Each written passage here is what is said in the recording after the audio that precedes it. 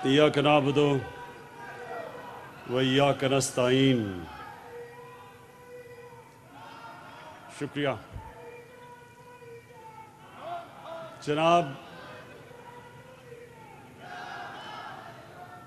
जनाब अली ज़फ़र साहब और ILF के सारे पाकिस्तान से जो मेरे तहरीक इंसाफ वकील आए हुए हैं, मैं आप सबको खुशामदीद कहता हूँ और इस शानदार इस्तकबाल का आपका शुक्रिया अदा करता हूँ।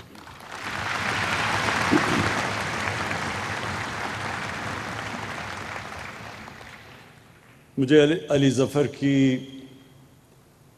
जो उन्होंने मुख्तसर तकरीर की, मुझे जो चीज़ पसंद आई, इन्होंने हज़रत अली रज़ी अल्लाह ताला का, इन्होंने जो उनका कॉल था कि कुफ्र का निज़ाम चल जाएगा, लेकिन एक निज़ाम जिसमें नाइंसाफ़ी और जुल्म हो वो नहीं चल सकता।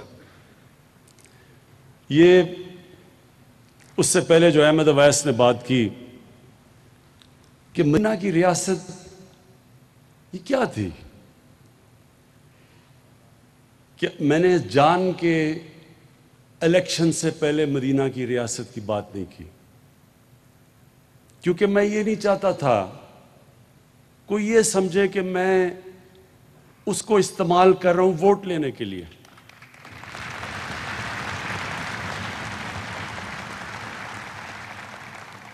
लेकिन जब हमारी गवर्नमेंट आई तो मैं हर वक्त लोगों को बताता हूं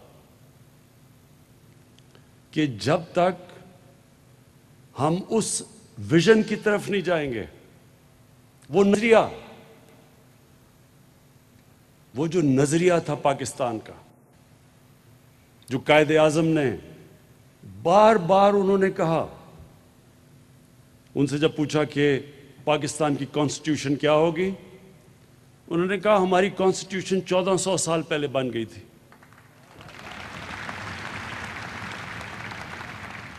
और इलामा इकबाल को जितना आप पढ़ें तो वो एक ही चीज कहते थे। इलामा इकबाल ये कहते थे कि जो मुसलमान माशरा था वो जब भी उठा है तो वो उन उसूलों की तरफ गया जो मदीना की रियासत के असूल थे। तो ILF, आप वो लोग हैं जिनके ऊपर बहुत बड़ी जिम्मेदारी है, क्योंकि जो मदीना की रियासत का जो बेसिस था वो कानून की बालादस्ती थी। यानी कोई इंसान कानून के ऊपर नहीं था।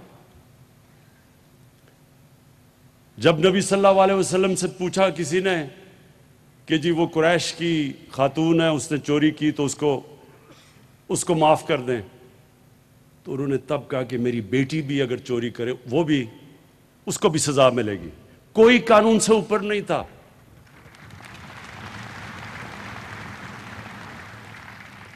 ये याद रखें, ये एक सिविलाइज्ड सोसाइटी का बुनियाद है कानून की बालादस्ती।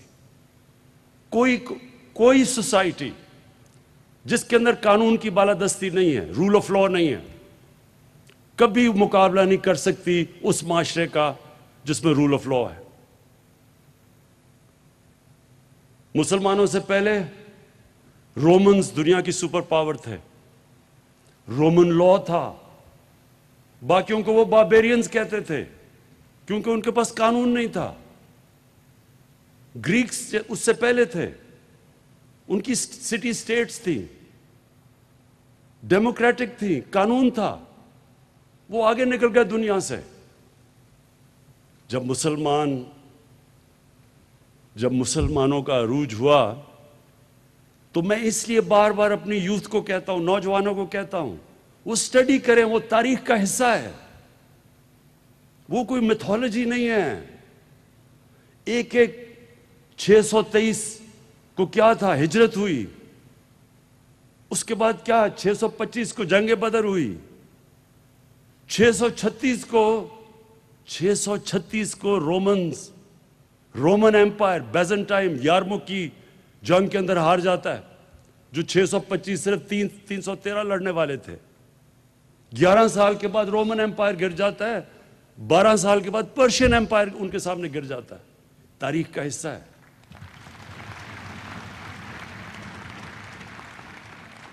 تو کیا وہ قدم اٹھائے ہمارے نبی صلی اللہ علیہ وسلم نے جس سے یہ اتنا بڑا دنیا کی تاریخ کا انقلاب آیا. یہ ہمیں اسٹڈی کرنا چاہیے. میں نے یہ اپنے ہائر ایجوکیشن کو کہا ہے کہ ہماری یونیورسٹیز کے اندر پی ایچ ڈی اسکالرشپ دیں. بتائیں ہمارے نوجوان اسٹڈی کریں کیونکہ یہ تاریخ کا حصہ ہے. کیا تھا وہ انقلاب؟ کیسے وہ عرب جن کو پوچھتا کوئی نہیں تھا، 2 سپر پاورز تھی، ایک طرف پرشین امپائر دوسری طرف رومن امپائر، وہ کیا چیز انہوں نے کی کہ دنیا کی تاریخ بدل گئی. اور ایسا سارے سائنسدان مسلمان سب سے عظیم دنیا کی قوم بن گئی. تو یہ بڑا ضروری ہے. اس لیے ILF، اس لیے اللہ قرآن میں کہتا ہے کہ نبی صلی اللہ علیہ وسلم کی زندگی سے سیکھو، ان کی سنت پہ چلو. ان کی سنت پہ جو انسان چلے گا وہ بڑا انسان بن جائے گا، کیونکہ ان سے بڑا انسان کبھی آیا ہی نہیں ہے دنیا میں، نہ آ سکتا ہے.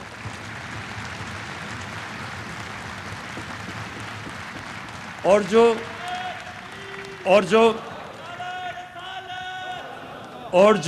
ایک سنو اور جو مدینہ کی ریاست تھی، جو بھی ملک ان اصولوں پہ عمل کرے گا وہ اوپر اٹھ جائے گا. اس لیے اللہ ہمیں کہتے ہیں کہ ان کے راستے پہ چلو، ان سے سیکھو، کیونکہ ان سے بڑا رول ماڈل کوئی نہیں تھا. تو اس لیے ہمیں اس کو سٹڈی کرنا چاہیے. اور اس میں جو نمبر 1 چیز ہمیں نظر آتی ہے قانون کی بالادستی. اور اس لیے یہ بڑا امپورٹنٹ ٹائم ہے پاکستان میں. یہ آپ سب کو سمجھنا چاہیے کہ یہ ایک پاکستان میں فیصلہ کن وقت ہے. یہ جو سارے بے روزگار سیاستدان اکٹھے ہو گئے ہیں،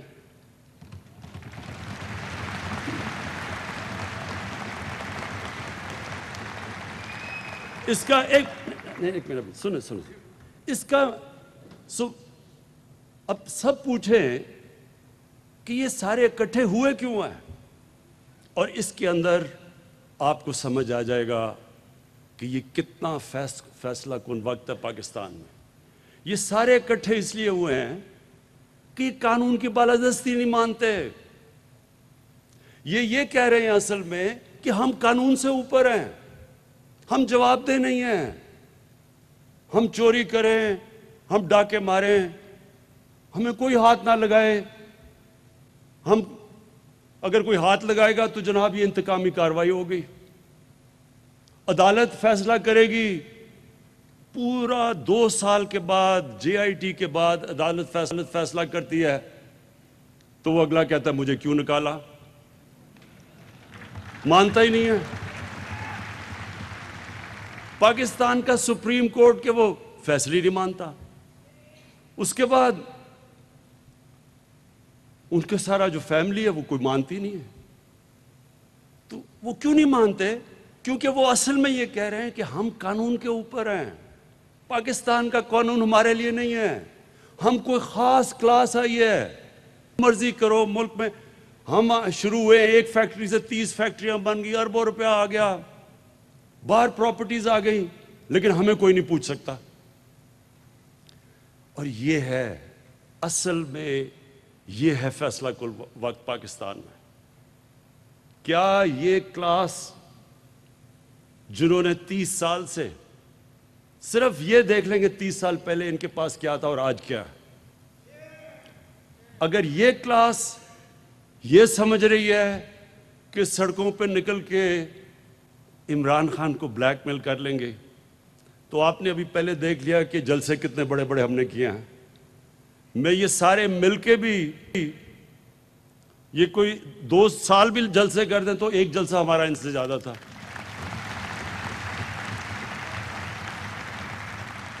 اور اس کی وجہ ہے لوگ نکلتے ہیں کسی مقصد کے لیے، کسی نظریے کے لیے نکلتے ہیں.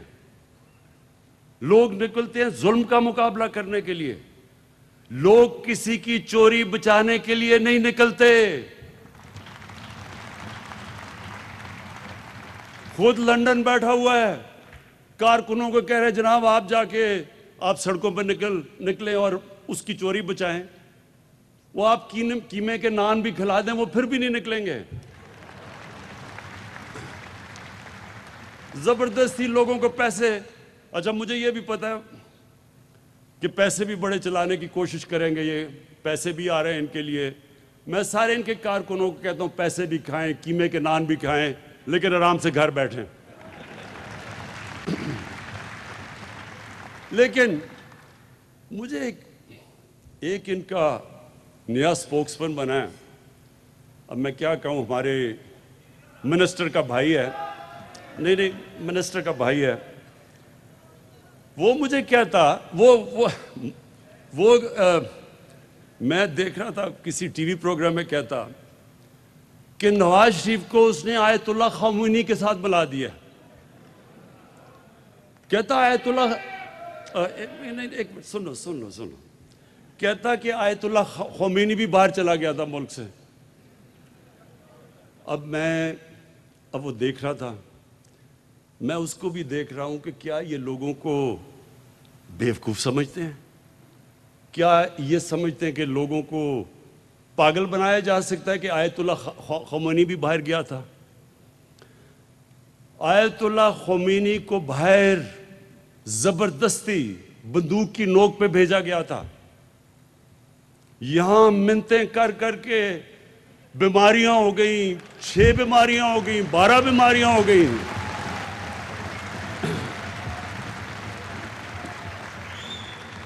مجھے یاد، اب ہماری کیبنٹ کی میٹنگ ہو رہی ہے، سنیں ذرا، ابھی نہیں، سنیں، کیبنٹ کی میٹنگ ہو رہی ہے، یہ ذرا سنیں۔ اب جناب کیبنٹ کی میٹنگ ہو رہی ہے، ہمیں ایک عدالت نے کہہ دیا کہ جی اگر نواز شریف کو کچھ ہو گیا تو گورنمنٹ ذمہ دار ہے۔ اب ہم عدالت کی بھی رسپیکٹ کرتے ہیں۔ کیبنٹ کی میٹنگ ہو رہی ہے، 6 گھنٹے میٹنگ چل رہی ہے، ڈاکٹرز بیٹھے ہیں کہ جی یہ بھی بیماری ہوگی، اس کو یہ بھی بیماری ہوگی، اس کو یہ بھی بیماری۔ اب ہم سارے بیٹھے پریشان سن رہے ہیں کہ اتنی بیماریاں ایک آدمی کو ہو سکتی ہیں۔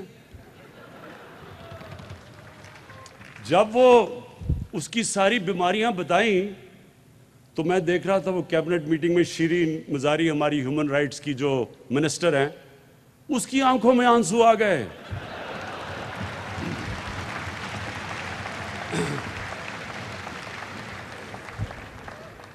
اب جو بھی شیرین کو جانتی ہیں، اگر شیرین مزاری کی آنکھوں میں آنسو آ گئے تو سوچیں کہ کس طرح کی بیماریاں میں بتائی گئی تھیں۔ ہمیں خوف آ گیا کہ یہ وہ جہاز کی سیڑھیوں پہ بھی چڑھ سکے گا یا نہیں، اور یہ وہ وہاں جا کے جیسی لندن کی ہوا لگی، ایک اور نواز شریف نکلا ہے، اور اس کو زبیر کہہ رہے کہ یہ آیت اللہ خامنہی کے ساتھ مقابلہ کر رہا ہے اس کا۔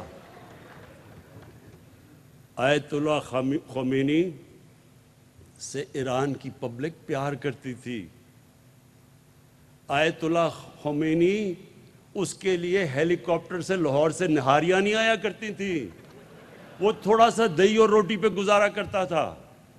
وہ جب آیت اللہ خامنہی اس دنیا سے گیا تو وہ چھوٹا سا اس کا گھر تھا، وہی سرکار مدینہ کی ٹریڈیشنز پہ، ان کی سنت پہ چل رہا تھا۔ انہوں نے بھی مسجد نبوی میں رہے۔ جب مسلمانوں کی فوجیں سارے عرب پہ چھا گئی، انہوں نے محلات نہیں بنائے۔ آیت اللہ خامنہی کی لندن میں اربوں روپے کی اس کے اور اس کے بچوں کی جائیدادیں نہیں تھیں۔ اس کی بیٹی کے پیناما پیپرز کے اوپر 4 بڑے بڑے مہنگے لندن کے فلیٹس اس کے بیٹی کے نام نہیں آ گئے۔ اس کو مقابلہ کرنا، کدھر آیت اللہ خامنہی اور کدھر ہمارا نہاری کھانے والا۔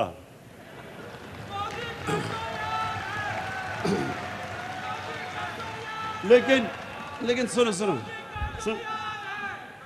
لیکن پھر ذرا سن لیں، میں نے جب اس کے ساتھ وہ جو سارے ابھی بے روزگاروں کی میں لائن دیکھ رہا تھا، تو ان کو اور جب ان کے بھی سارے لوگوں کو دیکھتا ہوں تو میں سوچتا ہوں کہ کیا ان کو کوئی شرم نہیں آتی کہ ان کے لیڈر نے اتنا ملک کا پیسہ چوری کر کے باہر لے گیا؟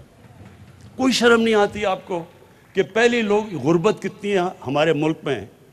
ایک 3 دفعہ پرائم منسٹر، 1 سے 30 فیکٹریاں، لنڈن میں ہر بچے کے اربوں روپے کے گھر، ہل میٹل، یعنی کوئی ان کو نہیں کہ آج تک ایک اوتھینٹک ڈاکیومنٹ نہیں بتا سکا کہ یہ اربوں روپے کی پراپرٹیز کیسے آئی، یہ منی ٹریل کدھر گئی، پیسہ باہر کیسے گیا۔ اگر میں ایک کرکٹر ہو کے ایک فلیٹ لیتا ہوں 34-35 سال پہلے اور 40 سال پرانے کانٹریکٹ دکھا سکتا ہوں عدالت کو، جب مجھے ضرورت نہیں تھی، میں تو کوئی پبلک آفس ہولڈر نہیں تھا، میں تو کوئی وزیر نہیں تھا، میں تو کوئی وزیر اعلیٰ نہیں تھا، میں تو کرکٹ کھیلتا تھا، انٹرنیشنل کرکٹر تھا، اس کے باوجود عدالت کے اندر میں نے جو انہوں نے میرے سے ڈاکیومنٹس مانگی، 40 سال پرانے کانٹریکٹس دکھائے ان کو۔ تو جو 3 دفعہ ملک کا پرائم منسٹر ایک ڈاکیومنٹ نہ دکھا سکے، تو ان کے جو لوگ ہیں سارے، کیا ان کو کوئی شرم نہیں آتی کہ غریب ملک سے پیسہ لے کے باہر لے گیا؟ میں نے سوچا کہ کوئی اتنا، یا تو بہت ہی بڑا کوئی ڈفر ہوگا جو سمجھے کہ واقعی یہ ایماندار ہے، لیکن پھر چند دن پہلے میں نے دیکھا کہ ان کا ایک سینئر عہدیدار صبح کے 3 بجے کسی خاتون کے گھر تنظیم سازی کرنے چلا گیا۔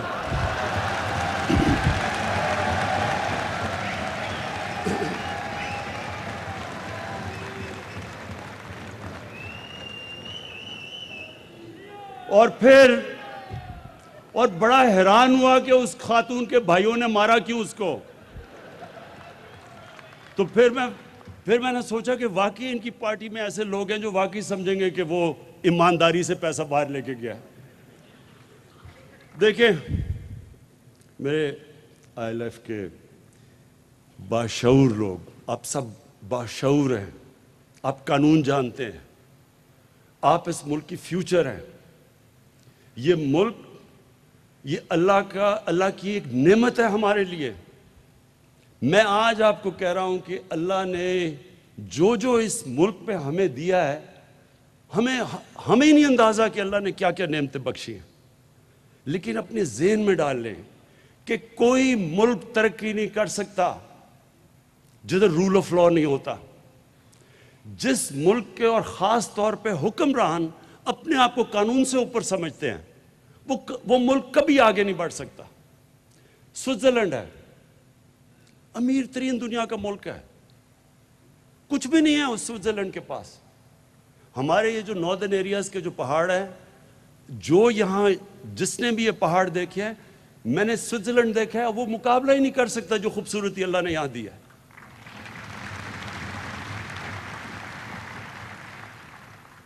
جو زرخ زمین دی ہے، جو ہماری ورائٹی دی ہے، یعنی اللہ نے کیا چیز نہیں دی اس ملک کو۔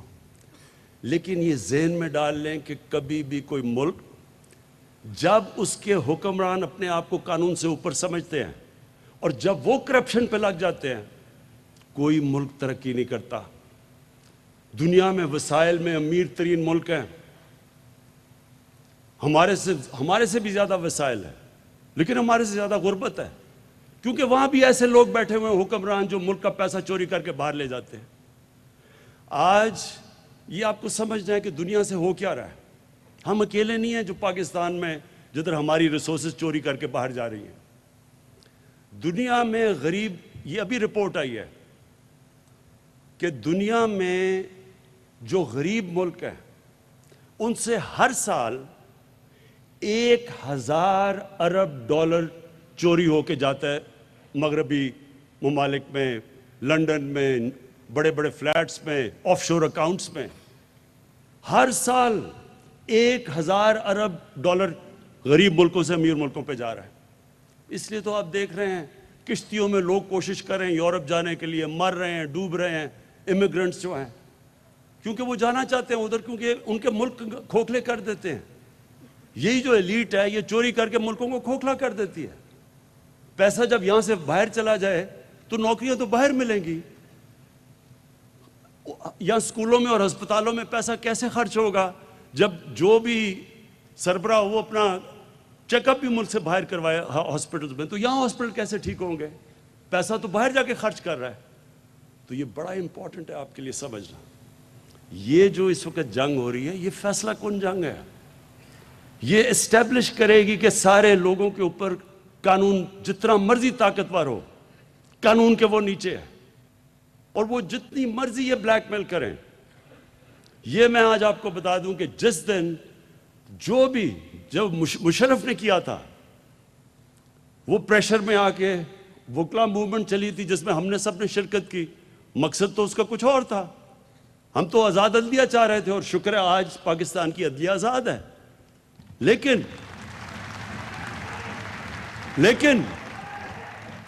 اس پریشر میں جنرل مشرف اس پریشر میں آ کے این آر او دے گیا دونوں کو.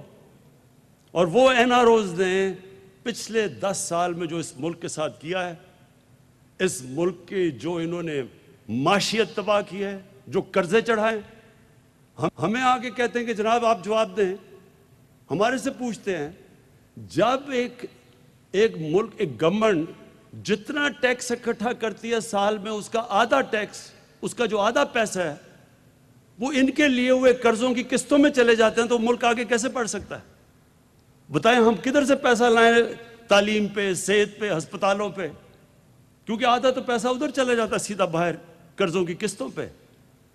تو تب تو یہ 10 سال میں ان کو کوئی فکر نہیں ہوئی کہ جناب ملک تباہ ہو رہا ہے. مل کے دونوں حکومت کر رہے تھے. تب تو جمہوریت بھی نہیں خطرے میں تھی، معاشیت بھی نہیں خطرے میں تھی، جب قرضے چڑھا رہے تھے. خواتین و حضرات، انشاءاللہ آپ یہ اب دیکھیں گے کہ یہ جو پاکستان جدھر اب پہنچ گیا، انشاءاللہ آپ دیکھیں گے یہ اس کو کہتے ہیں ٹپنگ پوائنٹ.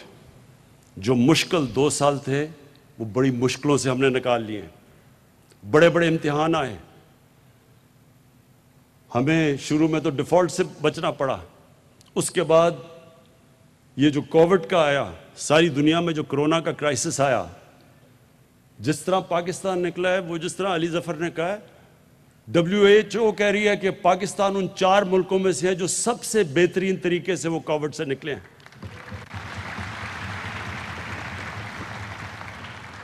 ادھر سے نکلے تو پھر یہ جو ڈاکوؤں کی کولیشن ہے، انہوں نے کوشش کی ہمیں فیٹف کے قانون کے اوپر پھنسانے کی.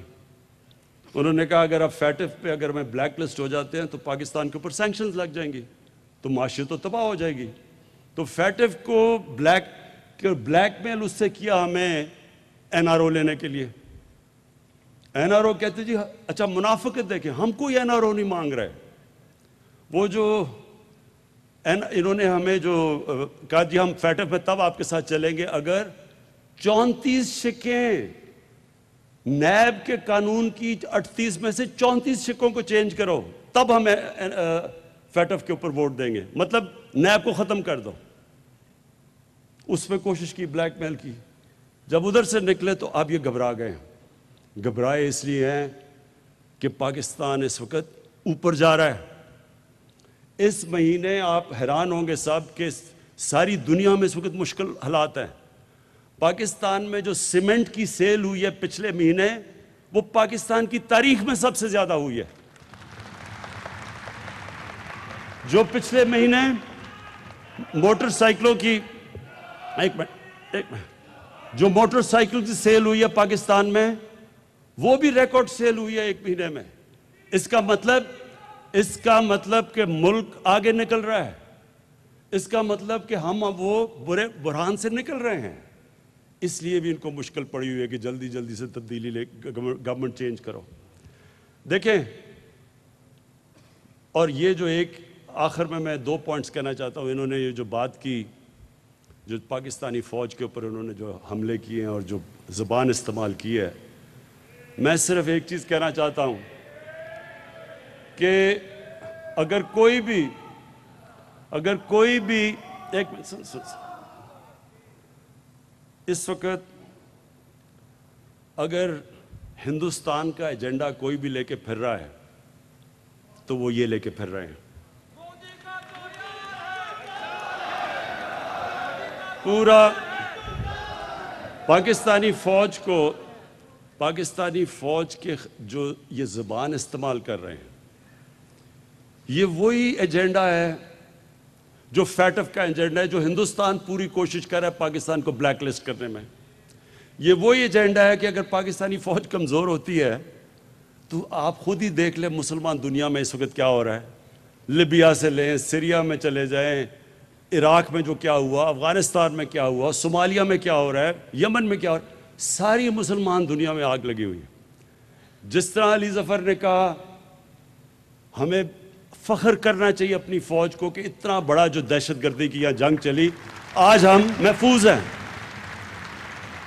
ان کی قربانیوں کی وجہ سے ہم محفوظ ہیں. اور یہ پاکستانی فوج کے اوپر یہ جو انگلیاں اٹھا رہے ہیں، میں ان سے سوال پوچھتا ہوں کہ مجھے کیوں نہیں کوئی پرابلم؟ مجھے کوئی پاکستانی فوج سے کیوں پرابلم نہیں ہے؟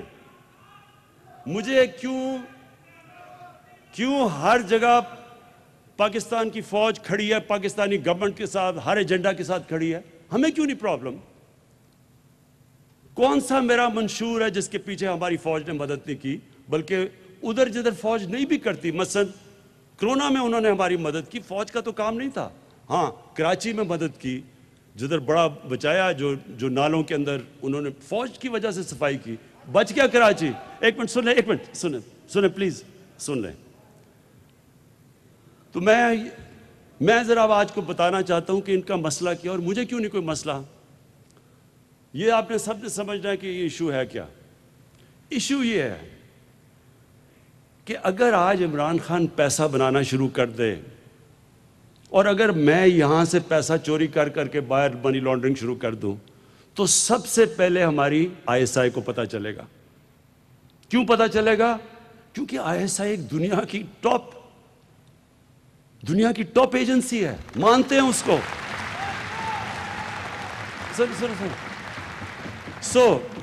یہ ذرا سمجھنے کی کوشش کریں آپ. مجھے اس لیے نہیں پرابلم کیونکہ ISI کو پتہ ہے کہ عمران خان کیسی زندگی گزار رہا ہے. ان کو کیوں پرابلم ہے؟ کیونکہ باقی سارے اداروں کو تو یہ کنٹرول کر کے بیٹھ جاتے ہیں.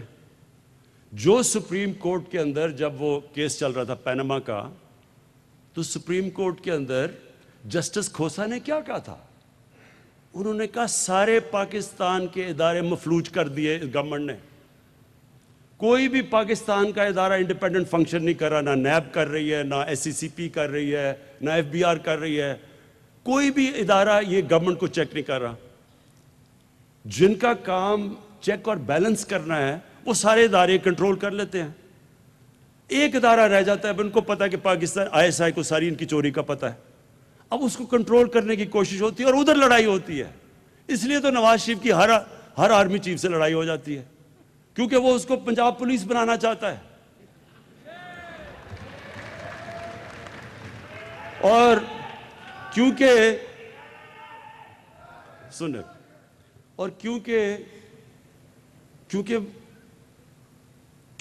فوج کو پتہ ہے، جب ان کو پتہ چل جاتا ہے وہ جا کے چپ کر کے بتاتے ہیں ان کو کہ دیکھیں جی آپ نے ادھر اتنی کمیشن لے لی، ادھر اتنا پیسہ بنا لیا. تو یہ ان کو سارا وقت ڈرے ہوئے ہوتے ہیں.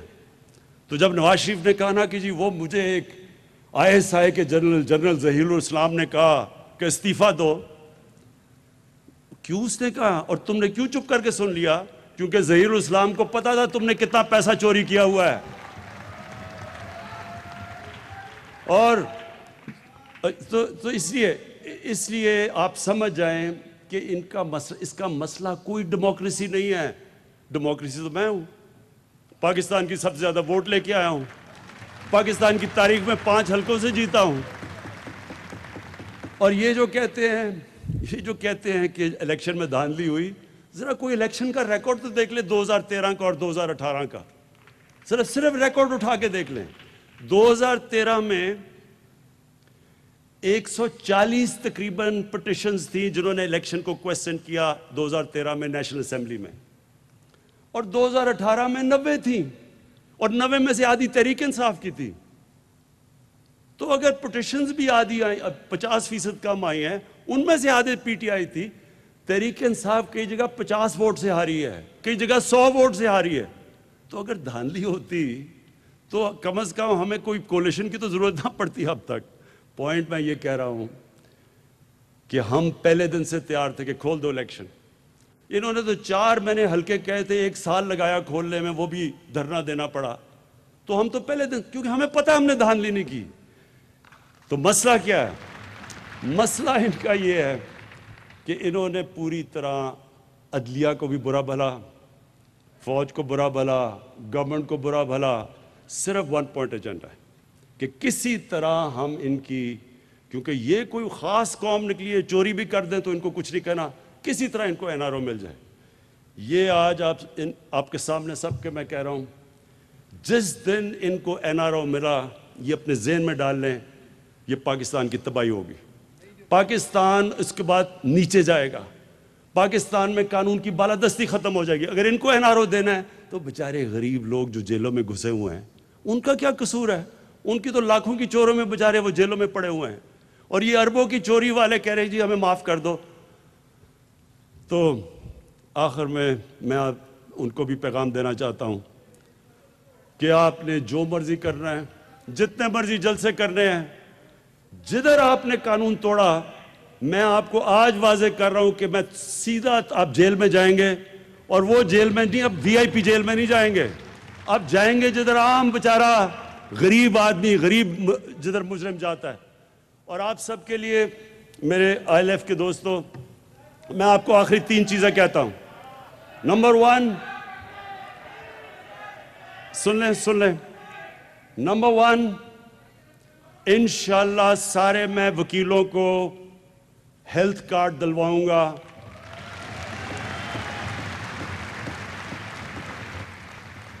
کیونکہ ہمیں پتہ ہے زیادہ تر جو وکیل وہ مشکل محنت کش لوگ ہیں، اور ان کے لیے اگر ایک گھر میں بیماری ہو جائے تو انشاءاللہ ہم آئی ایل ایف کو ایک ہیلتھ کارڈ، اور اس کے لیے پوری ہم تیاری علی ظفر کے ساتھ ہم کر رہے ہیں۔ نمبر 2، جو ہم احمد اویس نے کہا تھا کہ گھروں کا، کہ گھر ہونا چاہیے، چھت ہونی چاہیے،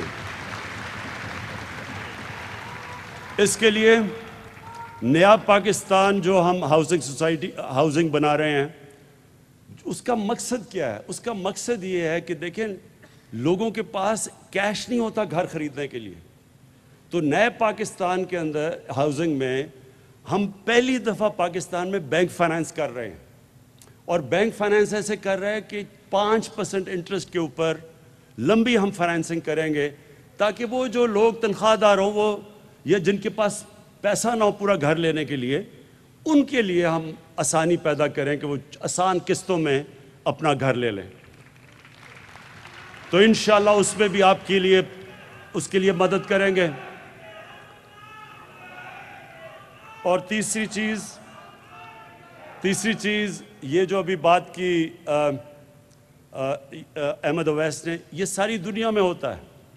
جو بھی چیزیں، جو مثلا کانٹریکٹ سائن ہوتے ہیں، ہر جگہ پٹیشنز، اس کے اندر وکیل ہوتے ہیں۔ وکیلوں کا اس لیے آپ کے لیے روزگار بھی ہو جائے گا، آپ کے لیے آمدنی بھی ہو جائے گی، اور یہ پریکٹس ساری دنیا میں ہوتی ہے۔ تو انشاءاللہ یہ بھی ہم تینوں چیزیں آپ کو کر دیں گے۔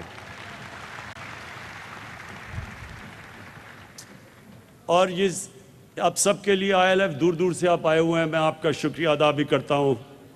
میں آپ کو بھی علی ظفر اس فنکشن کا آپ کو خراج تحسین پیش کرتا ہوں، اور میں یہ چاہتا ہوں کہ آپ سب پاکستان کے فیوچر لیڈرز بنیں، آپ سب پارٹیسپیٹ کریں پولیٹکس میں۔ قائد اعظم محمد علی جناح ایک میرا لیڈر میں مانتا ہوں، اور وہ ہیں قائد اعظم محمد علی جناح، اور وہ ایک بیرسٹر تھے بہترین۔ انہوں نے، قائد اعظم نے ہمیں اصل میں بتایا کہ پالیٹکس کیا ہوتی ہے، نظریہ کیا ہوتا ہے، ایمانداری کیا ہوتی ہے، اور میں چاہتا ہوں کہ آپ سب وکیل ان کی مثال کے اوپر چلیں. بہت بہت شکریہ. وزیر اعظم عمران خان انصاف لائرز فورم سے خطاب کر رہے تھے. اس میں ان کا کہنا تھا کہ ملک بھر کے وکلا کو صحت کارڈ دینے کا اعلان کرتا ہوں. ساتھ انہوں نے یہ بھی کہا کہ اپوزیشن جتنے مرضی